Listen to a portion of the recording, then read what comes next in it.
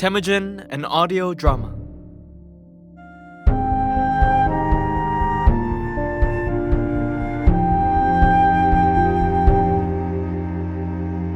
Act 4.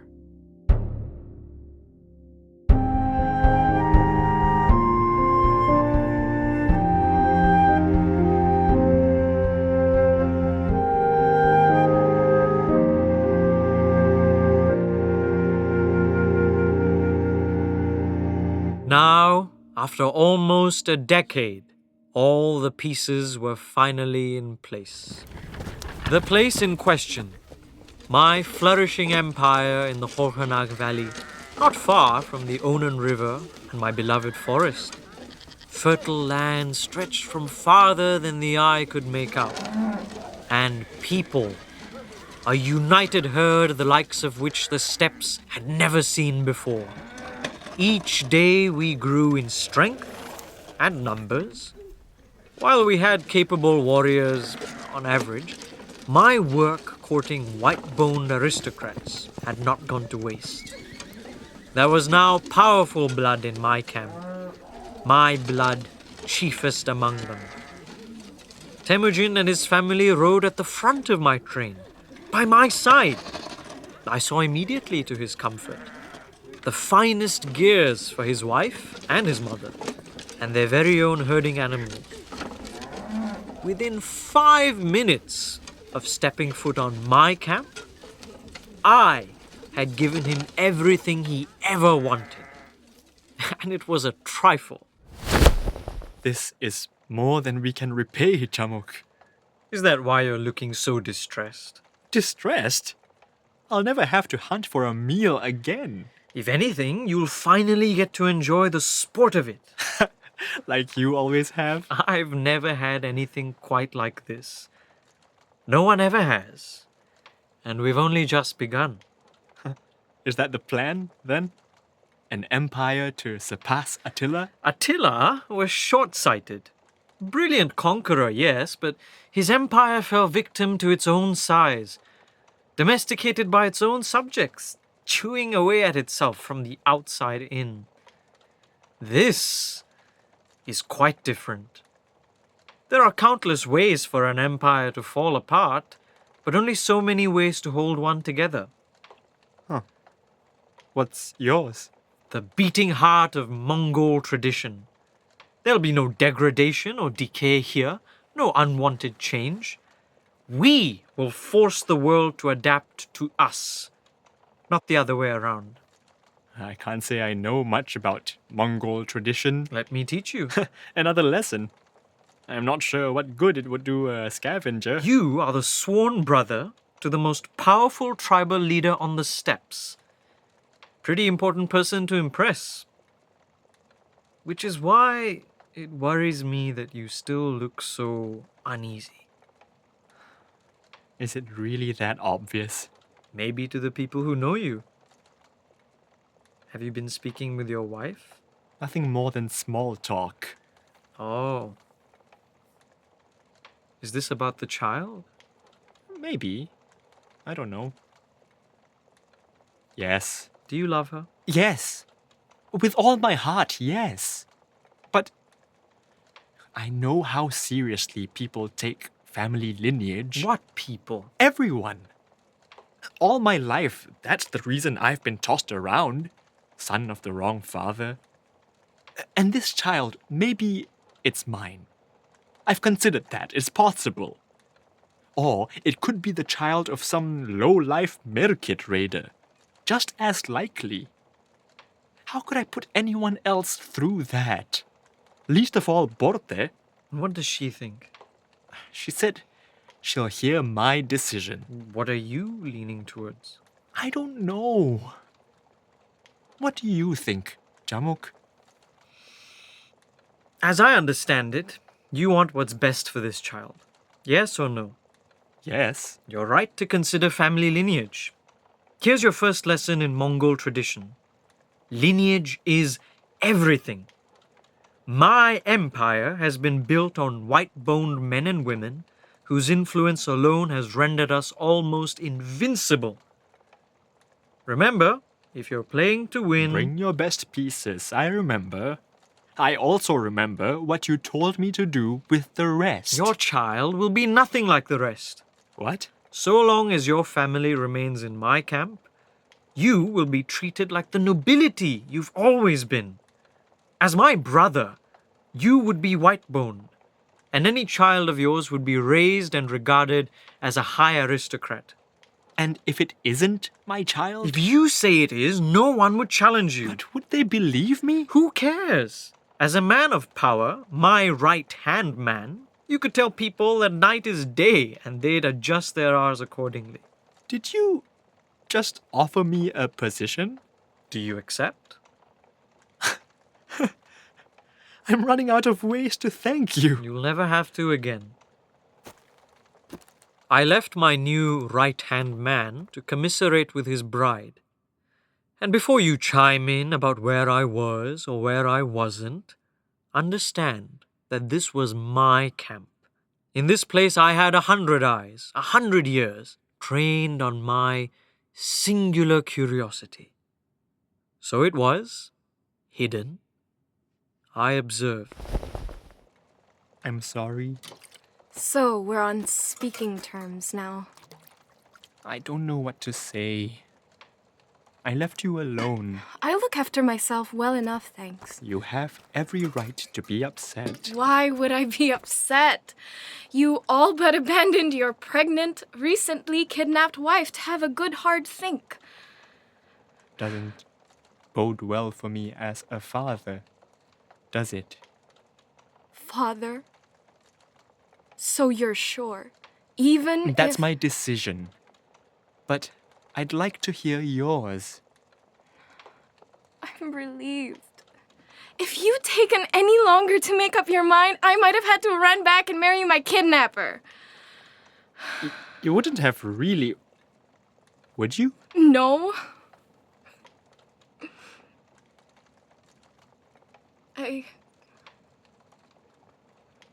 I'd kill him, actually. You probably deserve to know that. I slit his throat right before I found you. It's funny, I spent almost a year listening to his every little worry, every attempt to woo me, to win me over. I think he wanted me to pity him. I did, after a while. I really knew him by the end of it. And then I slew him. You did that? To get back to me? I had no idea you'd be there. That was luck. Great luck. Don't get me wrong. Fantastic luck. I don't know what I'd do without you. Really? I love you. I know. And I love you too, I do. But I need you to be better than this. You may have needed some time to grieve, but you need to be fine without me. It's so hard to imagine you gone. You have a lot of love to give, Temujin. Your mother, me, this little thing. We're lucky to be on the receiving end of it. But don't take what I'm about to say the wrong way. I don't like where this is going. Tough, but I think I've earned it. Go ahead. Just because you love me doesn't mean you need me. That's not how this works. Of course I need you. Look what you managed without me. You rallied an army, you negotiated with Khans, you found us a place to stay while we recover. Jamukha was responsible for most of that. He helped, but only after you sought him out. I didn't even really... Listen, you don't need him. You don't need any of us, and I didn't need you to rescue me either. I had to learn to take care of myself, and I always will, no matter what. But you even think about pulling the silent treatment on me again. I've already killed one husband. You understand? Yeah, I understand. I did miss you. I missed you too. I know. Their child entered the world not long after. George, look at those hazel eyes. You couldn't open them any wider if you tried. You really are your mother's son. Our son. My son. I named you. George. Guest. We chose you. I haven't chosen many things in my life, but I'm choosing you. And I swear, George, every choice I make from here on out is for you. You were born to a world that isn't ready for you, but I'm going to fix that. All right? People can be cruel. They care about silly things like who your dad is, who he isn't. They'd kill for it. And you don't even know what killing is yet. What am I talking about? You don't understand a word I'm saying. Do you?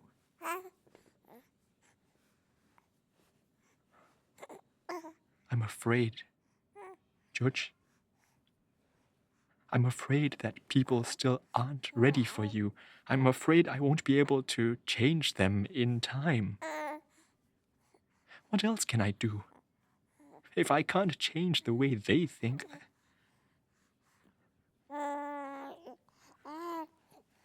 I'll find a way. I swear it, on Burhan Khaldun, on Tengri above, I will do whatever it takes to make the world right. For you.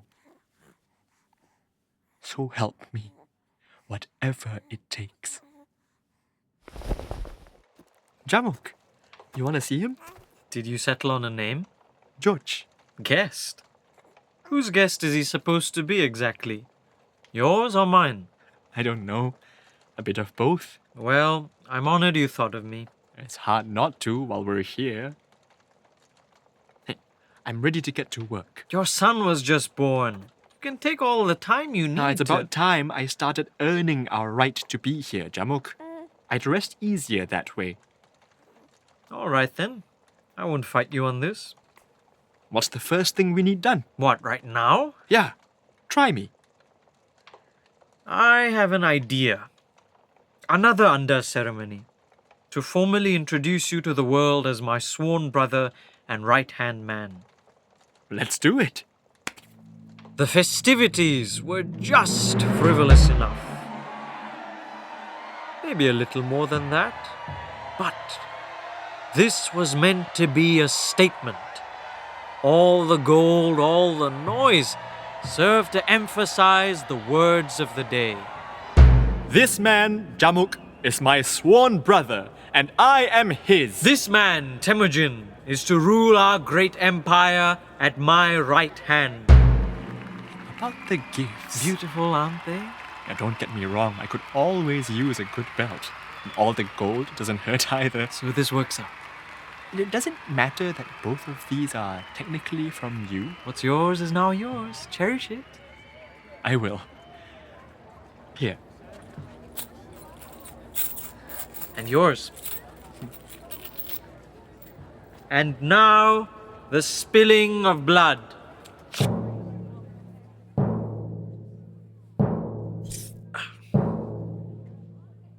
Your turn.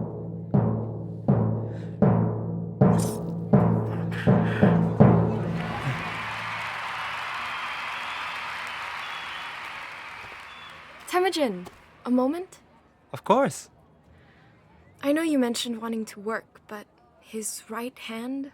Life here has been good, hasn't it? It's been comfortable, sure. Well, this secures it. We've never needed comfort to be happy. Good, then. We have more than we need. We've never needed to serve anyone either. I'm not serving Jamuk. I'm ruling alongside him. As his right-hand man, that's not what you call your equal. What's wrong? Why can't you see that this is a good thing? You know I want the best for you. And I'm saying that's exactly what this is. We'll have power here. It's not about power. After everything you told me about serving Begder, I thought you'd never want to put yourself in that position again. You risked everything to be free of him. Jamuk is nothing like Begder. Begder was cruel. He didn't care about the lives of his people, his own family. I never submit myself to that ever again. And what would happen if you did? What then? Jamuk is my brother. So what? Brother! Sister! Enjoying the festivities? Jamuk, we were just talking about you. We were discussing his new position. If there were a higher honor to give, it would already be yours. And that'd be 2 honors in one day. Jamuk, you could afford to slow down. That is possibly the one thing I can't afford. I trust you've settled in nicely with Jochu? Our accommodations are perfect.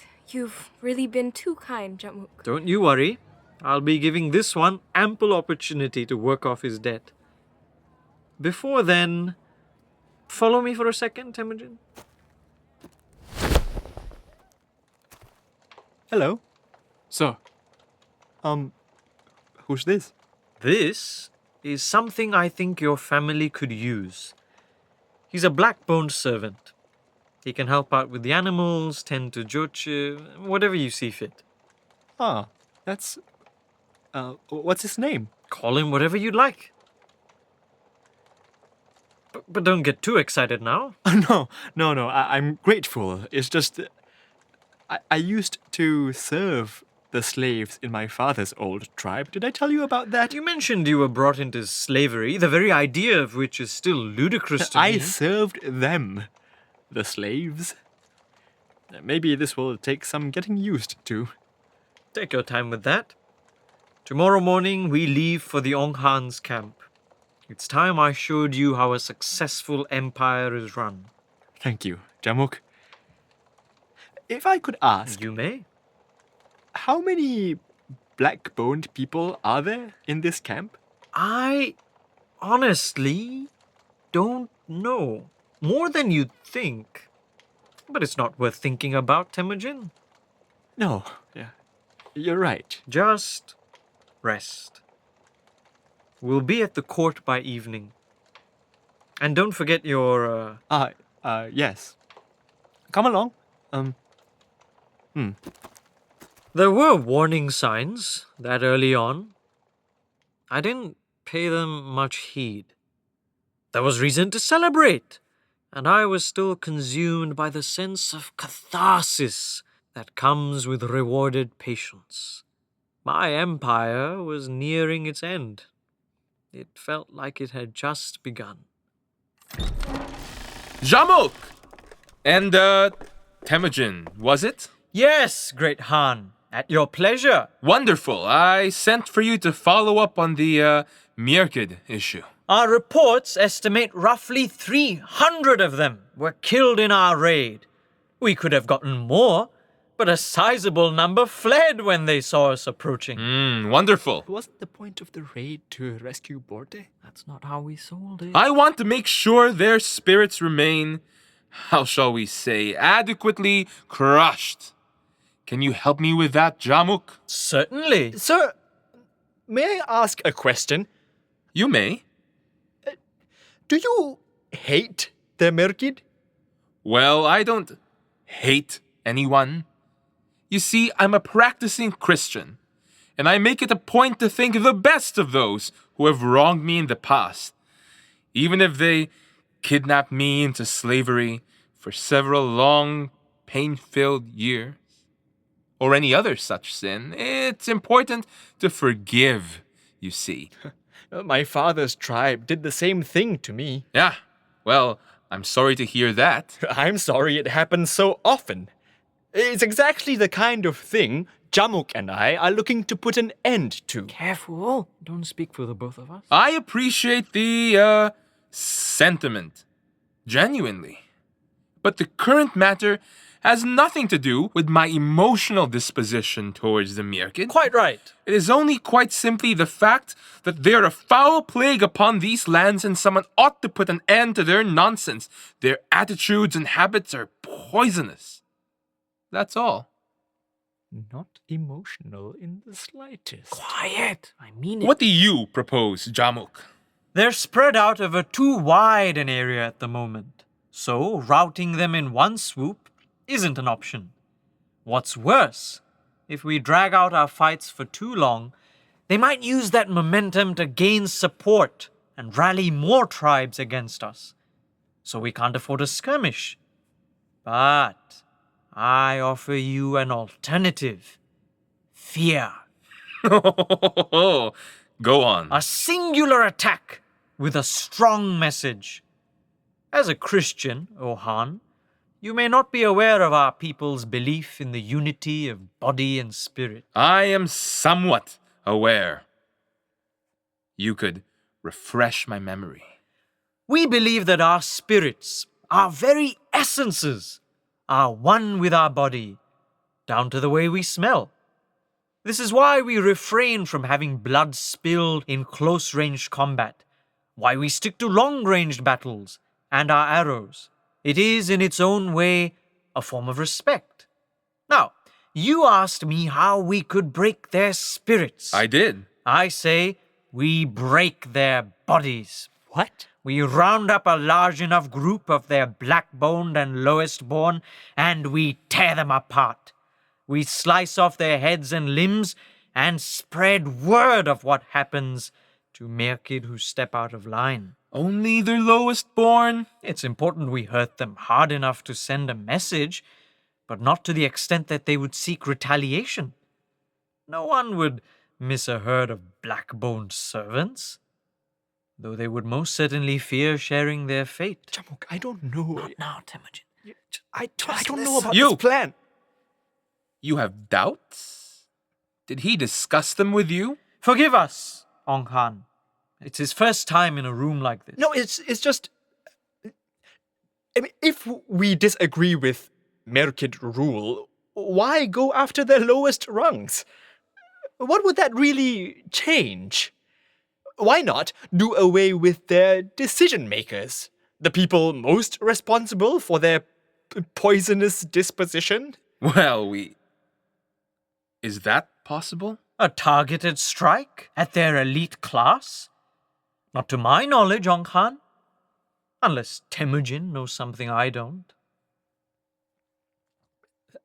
I'm only here to learn. Forgive me if I've overstepped my boundaries. Well, Ong Han, do I have your permission to proceed? as always, Jamukha. Come here. You be careful of this Temujin. Make sure he knows his place. And you're a bright young man. Yeah? Don't let him keep you down. Bless you both. Don't be strangers. What was that? I asked a couple of questions, that's all. I'm here to learn, right? There's asking questions, and then there's questioning me in my place of work. Our place of work? I had a plan. That you executed fine. The Ong Khan seems pleased enough. He always does. Until he doesn't. We don't want to toe that line. All right. Do you trust me? Yes, of course. Then you can trust that this was a learning experience for me. So you understand what I was suggesting just now? I understand it. But you don't agree? I don't know. Maybe I have more to learn. Maybe you do. But there's no better place for you to do that than by my side.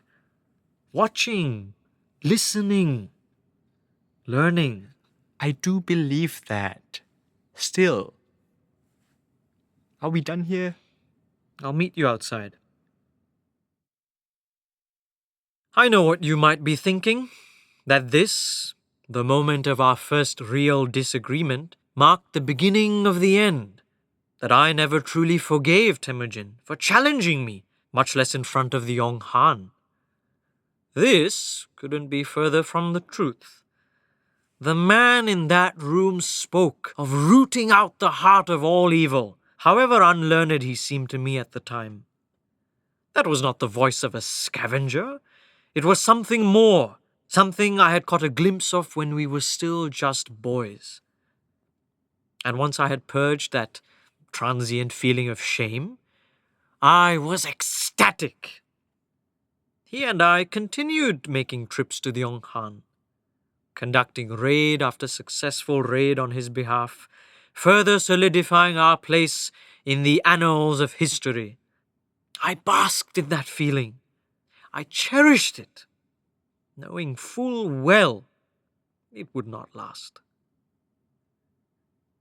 I returned one night to news of treason.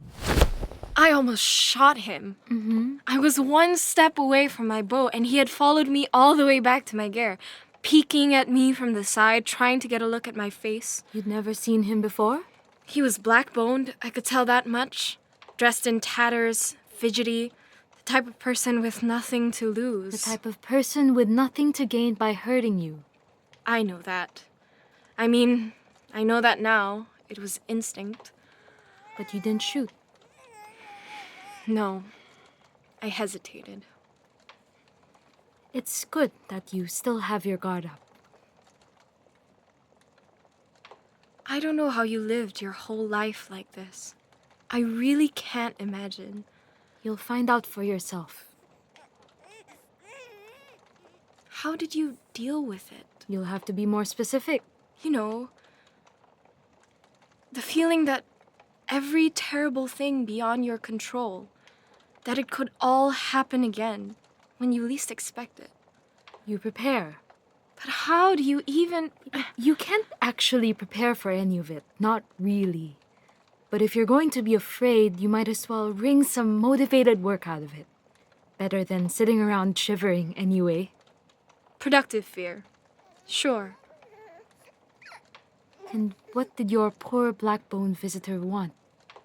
Oh, it's a long story, but he wanted to share this dream. A vision? A dream. Describe it to me in as much detail as you can remember. Why? Can you explain it? We'll see. Okay, well. So, in his dream, there's a cow and an ox, each doing their own thing. The cow is circling Jamukha, who's in a cart. It starts ramming its horns into the cart, and then Jamukha himself, and it breaks off one of its horns while doing this and moos with surprising eloquence, "Give me my horn! Give me my horn!" I see. Right? And the ox, it was either white or yellow, I can't remember.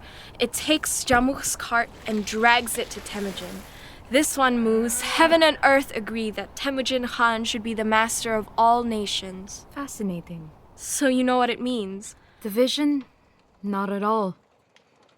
But it doesn't take a shaman to see that these black-boned men are fawning over your husband. I wonder what that means for us. It doesn't have to mean anything. It doesn't. But this is my productive fear talking. Okay? Mm-hmm. I don't know about this situation with Jamukha. We can't live off of sentiment. Feelings change, and the last thing we need is to be thrown out onto the plains without horses or supplies. We wouldn't survive that. But if we chose to leave, we'd get to do it on our own terms. Jamukha has been a generous host so far. We're completely at his mercy. A mercy that has fed, clothed, and sheltered you through childbirth. It may be worth the risk. You're a mother now. Thanks for the reminder. The word risk should have a different meaning to you. Of course I want the best for Joch. Then you should know that the best you can hope for is his survival. No more than that, nothing is guaranteed. Not out there. If anyone should understand that, it's you. If you want freedom, we're all free to waste away on the plains. It's a freedom I'm familiar with. I fought all my life not to lose any more children. And I'm tired, Borte. I understand. Temujin does seem happy here, too. But you're not, are you? As they chatted away in their tent, I was given a rough sketch of their deceit from my men stationed nearby, of plans to steal off in the night, of false prophecies, and of their deep-seated distrust. That, at least, had proved mutual. I knew that I would have to confront this now or risk losing everything. No more beating around the bush. Ladies, Jamukha, what a pleasant surprise. drop the act. What are you saying? Give me my horn. Give me my horn. So you've heard about the dream. I find the part where I'm stabbed to death by a cow rather tasteless. I never said otherwise. I need you to answer me honestly. You'll agree I deserve that much. Of course. Have you, at any time, plotted against me? Why would I? A plot against you is a plot against Temujin. Have you, or have you not, conspired for him to usurp my rule? I've done no such thing, I assure you. Jamukha, you're scaring me. This is our gear, and This is my gear. You slander my name, conspire against me, and lie to my face, all in my own property? you said you had given it to us. Let me be clear. If you try anything, if you steal from me or my people, or wrong me in any way whatsoever, family or no, I will not hesitate to put you to death. And what do you think you're saying? Now you listen to... You listen to your mother. Have you lost your mind? I can see clearly what's going on here. Barging into the house of your sworn brother's wife, threatening to kill her? This is something you're doing with your wits about you. Not kill, I think I've made myself clear. I leave you to your privacy. Jamukha, What? because I'm so grateful. I won't tell Temujin what you said tonight. I don't owe you a thing. No, we're even.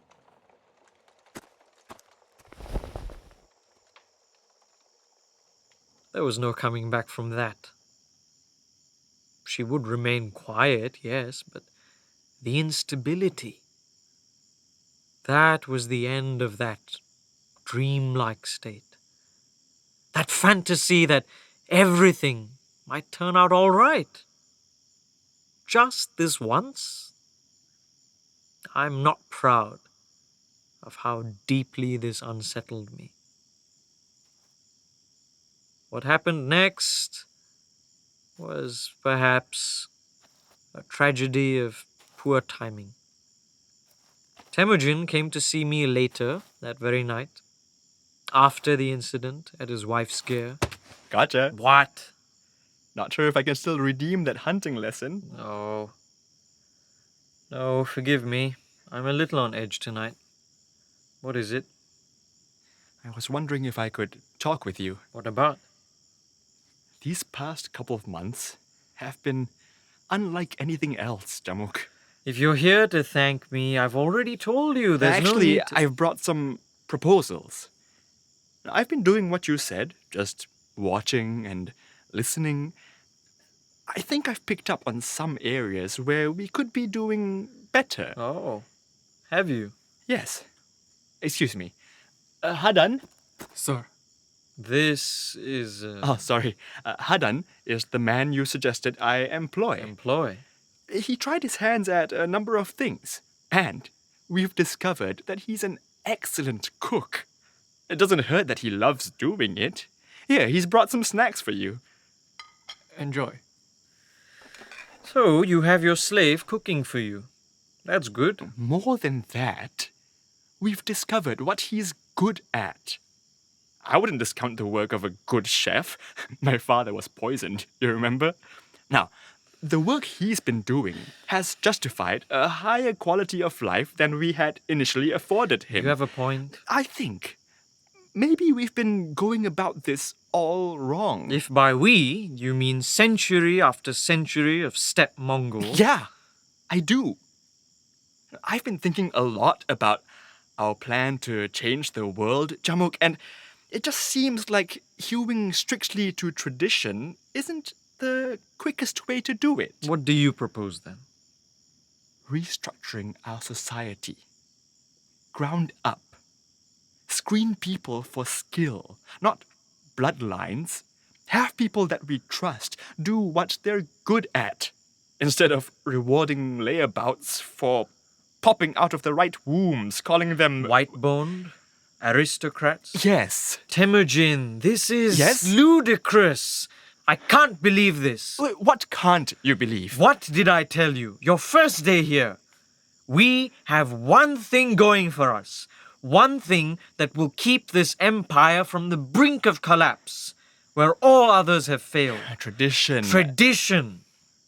Tradition means white bones and black bones. It means the hundreds of aristocrats whose influence keeps your family safe in this camp. It means your slave, whose cooking has you so euphoric. I'm trying to say, maybe he shouldn't be my slave. I'd gladly take him off your hands. I have many more suggestions, Jamuk, if you'd like to hear them. Try me. Okay, I think we need to clamp down on the exchange of women as goods to be traded and totally outlaw kidnapped brides. Oh, I see. I think our people should be free to worship however they choose. What you're suggesting, that isn't a Mongol empire. I got all this from our time together, Jamuk. From the meetings with the Khan, from talking with the people in the camp, from... You learned wrong. From the way you treated me. When I had nothing. When I was nothing. Other people deserve that chance. They won't be as lucky as I am to have someone like you swoop in and fix their lives for them. You said you saw nobility in me. Why not him? Oh, nobility. In this? Yes, I see it now. That's why you've got him all dressed up, isn't it? Even nicer than you. What are you doing? I believe a man is what he wears. What do you think, Hadan? Respond. No, you don't have to respond. Jamuk. Are you more a man than your master? No. There! Now you look your part. As if you look yours. Found your voice, have you? You heard me.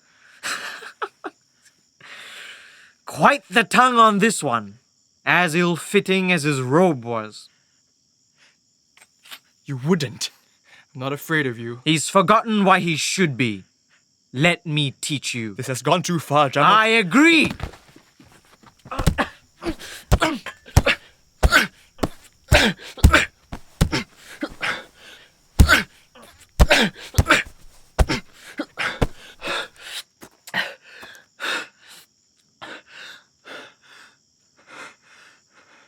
I had to.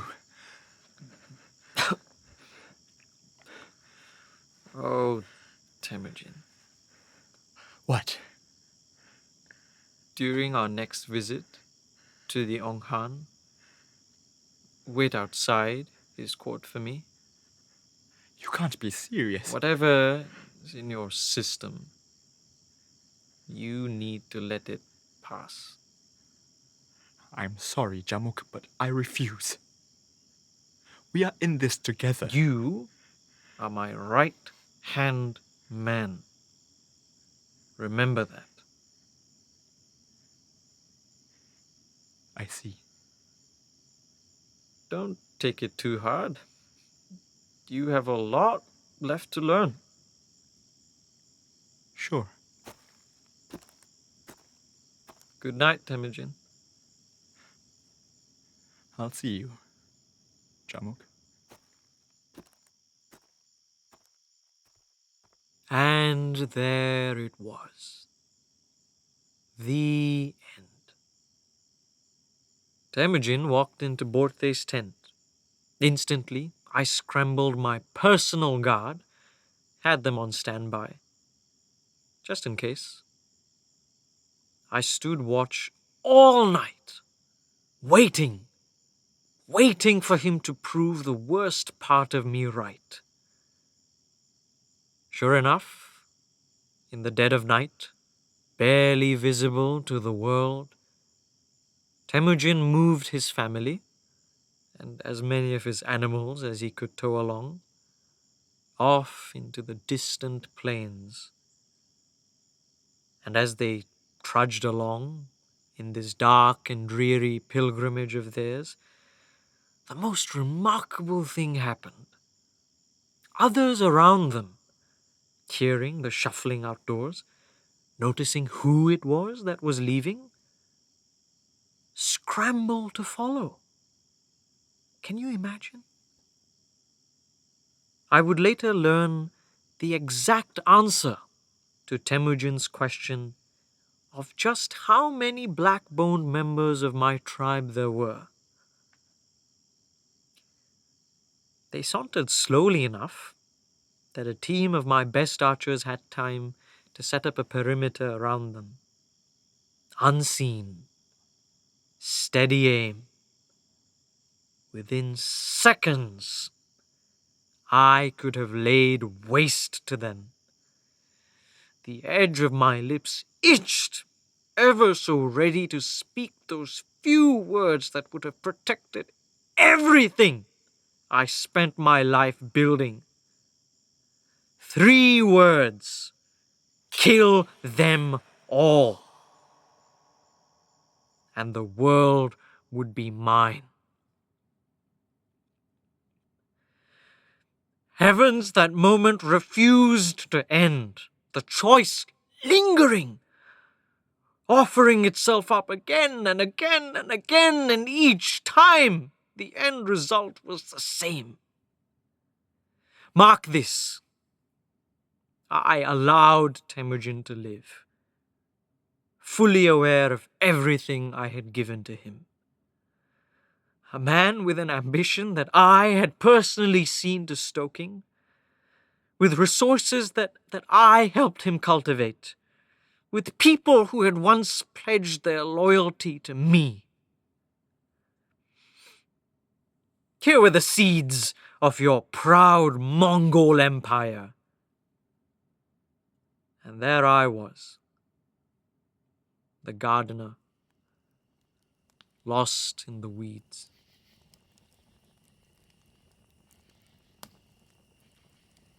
Are you done? It sounds like you're done. I have more to say. The war, my title, the people who called me Gurhan. But you don't have the time to say it. Take a look. The sun's almost up. Are you satisfied? You're asking if I think you're any less of a monster. I'll admit I was hoping. Tell me, one last time, what do you expect will happen at dawn? I think I've said. I'll have full command of your troops, land of my own. In simple terms, you have nothing to gain from pride now. And nothing left to lose, yeah, sure. Your Han and I, we didn't part on bad terms. It was his wife and mother. They capitalized on a moment of insecurity before he and I had the chance to talk things out further. It wasn't his choice. So you think. I know he wanted us to rule as equals back then. And I have been careful, even in the height of our decades-long tiff, not to put him in any real danger on my account. He'll have noticed that. Let's say that Genghis Khan takes you back with loving arms. Because I've earned it. Sure. What's left to say? Huh? Unless you still think your hatred supersedes his authority?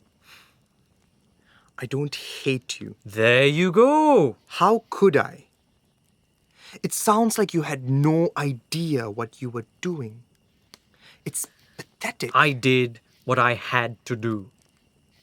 Just like your Genghis Khan. I hear he's got more teeth on him now than he's ever had. You met my grandfather once. You may not remember him. You tossed his torso into a cauldron and strapped his head to the back of a stampeding horse. Look me in the eyes and tell me that was necessity. I only did that to black-bone shepherds. How do you feel right now, knowing that your care depends utterly on an inferior piece? So Chinggis Khan has his lowborns doing big boy work. You can keep calling me names. Quite honestly, I couldn't care less. There's no happy ending for you here, Jamukha. See what your Khan thinks. You want to try co-ruling an empire founded by the people you mistreated? It's like you said.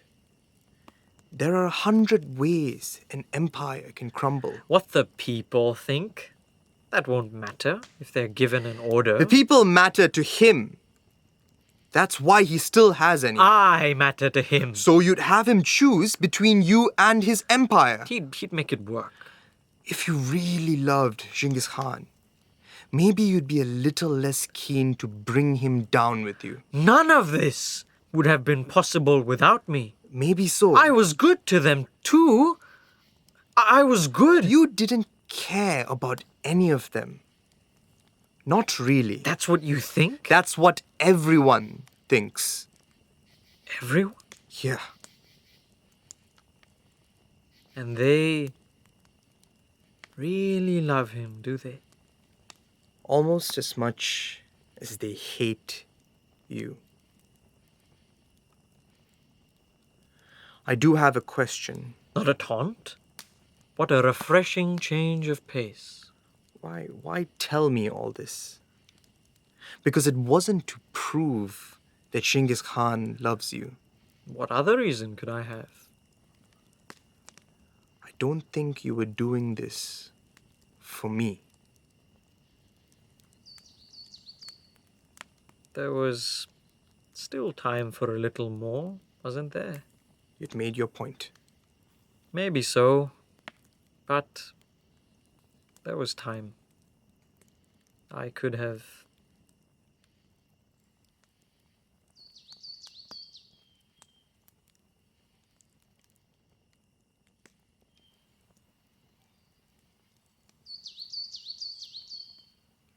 This was Act 4 of Temujin, an audio drama. Written, directed, and composed by Roshan Singh, with sound design and audio engineering by Nathaniel Ma. This episode featured Aditya Karkera as Jamukha, Ziyad Bagharib as Temujin, Evannia Handoyo as Borte, Scott Chua as the Ong Han, Betina Chua as Hoelun, Kevin Lowe as Hadan, and Vivek Ganesh as the Guard. Our executive producer is Amarbold, and our producers are Kodza Hao and Emma Grimley.